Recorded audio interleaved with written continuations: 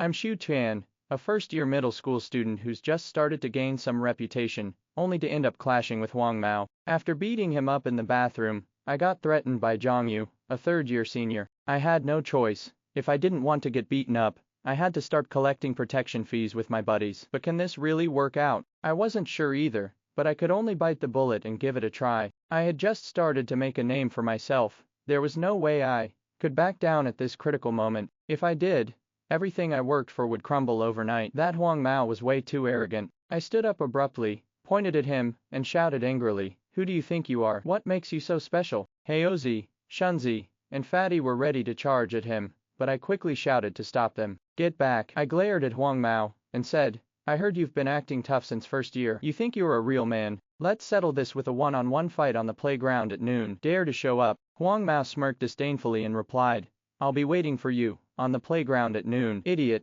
if you don't show up, you'd better crawl on your knees every time you see me from now on." If I didn't put him in his place, life would definitely be miserable for me in the future. Heozi said worriedly, "Tian, what should we do? He's tight with the third-year crew. Maybe we should just run." Annoyed, I snapped back, "Run? What about our pride?" At that moment, a guy wearing glasses, looking all refined and polite, walked up to me. He asked, "Are you Shu Tian?" Already in a bad mood, I replied curtly, "Yeah, what's it to you?" "Yeah, I'm Shu Tian. Who are you?" I asked. He said his name was Zhang Dian, and that he wanted to be friends with me. He even mentioned he saw me fighting yesterday, and thought it was super cool. He said he wanted to get into fights too. I chuckled and told him, "Buddy, fighting isn't like chopping vegetables. It's not something you can just do because you feel like it." Then he said he used to get bullied a lot in elementary school. Seeing me reminded him of his past self, and he wanted to hang out with us. He admitted he wasn't good at fighting, but claimed he was smart. He could come up with strategies, and having one more person meant better odds for us. I thought about it for a moment. Having one more person wasn't a bad idea,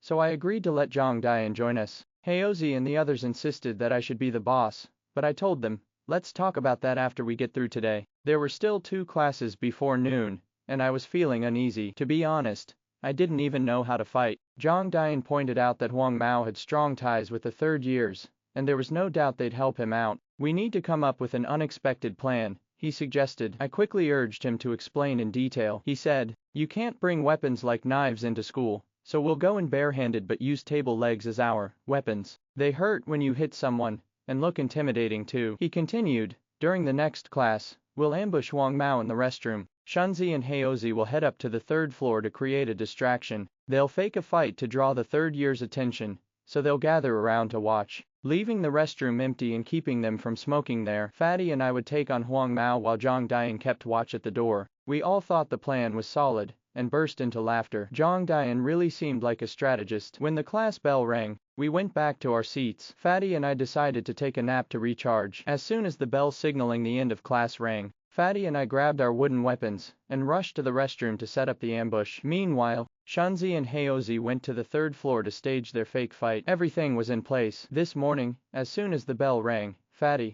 Zhang Dian, and I grabbed our wooden sticks and charged toward the restroom. Shunzi and Heozi headed straight to the 3rd floor. Before long, the 2 of them started going at it on the 3rd floor. Not only were they yelling and cursing at each other, but they even got physical. A crowd of third years gathered around to watch the commotion. Meanwhile, Fatty and I hid in the restroom, lying in wait for Huang Mao to show up. The restroom entrance had a right turn, and there was a wall on the right, so Fatty and I hid behind it. Zhang Dian was on lookout outside. Before long, he shouted, "He's coming, get ready." From far away, we could already hear Huang Mao swearing loudly, talking about who he was going to beat up at noon. He was also talking down on people who carried knives. As soon as Huang Mao entered the restroom, he lit a cigarette, but his lighter hadn't even sparked yet. Fatty and I quickly swung our wooden sticks at his face and chest. He was completely stunned and fell to the ground immediately. Fatty and I didn't stop there. We kept going, striking him non-stop, and his head was getting so beaten that it almost turned into a red mess. This guy was tougher than I thought,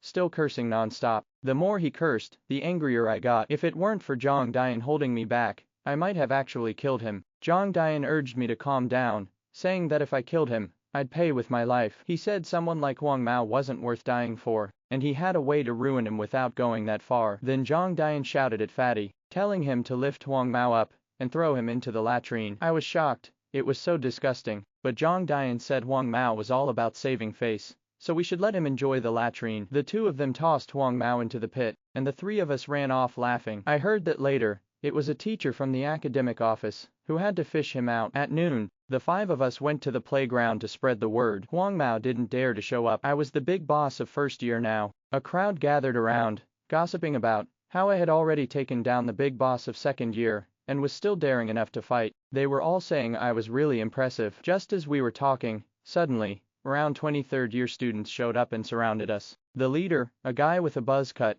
introduced himself as Zhang Yu, the third year big boss. He said I had beaten up his underling and asked if I'd pay money or my legs. I asked how much I had to pay, and he said 2,000. If I didn't have that, he'd take one of my legs at a discount. 2,000 in 2006 wasn't a small amount. How could I have that? I told him I didn't have the money, and I wasn't giving up my leg. Do whatever you want. If you're not happy, let's fight. Zhang Yu and his group burst out laughing, saying I was clueless and didn't know my place. He said he'd give me 2 days to find someone, and that on Friday at 5 p.m., I should meet them at the abandoned factory outside school. Don't let me look down on you, he added, before they all left. The five of us stood there, stunned. The abandoned factory was a place for fights, plenty of space and no one to see what was happening. On the other side, there were over 20 of them. This fight wasn't going to be easy. It was just one problem after another. The key was, we didn't have anyone to help us. Zhang Dian didn't know any big brothers either. This was going to be tough.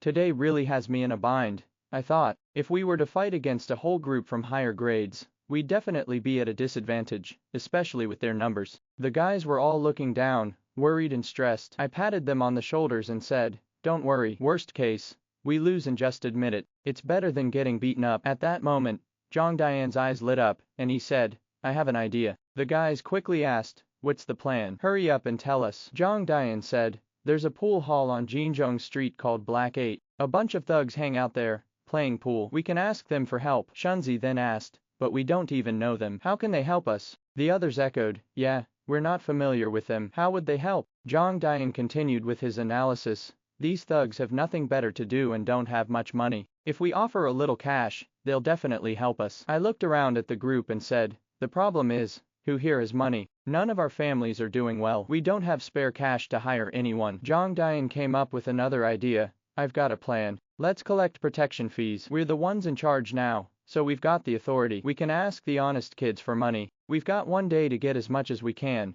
and then we'll pitch in together. Fatty followed up, I think it could work. Shunzi and Heozi both nodded in agreement. Everyone turned to look at me, and to be honest, I was still hesitating. After all, I came from a poor family too. Zhang Dian seemed to sense my hesitation. He patted me on the shoulder and said, boss, if you're not tough, you won't stand firm. I gritted my teeth, slapped my thigh, and said, all right, since we've made up our minds, there's no turning back. Let's do it. Then I started giving out the orders. Shunzi, Heozi, you two go around to every class this afternoon and spread the word. Anyone who wants to hang with me, meet me at the school gate after class. Zhang Dian, you go find out who has money, and we'll target them. Fatty, you go grab a few easy targets, and bring them to the podium at the playground. I'll be waiting there. We quickly got to work, and before long, Fatty had dragged over 3 kids. They looked like honest kids, and they were so scared of Fatty that they were almost crying, trembling as they called me, Tianji. I asked them, got any money? I'm just borrowing it,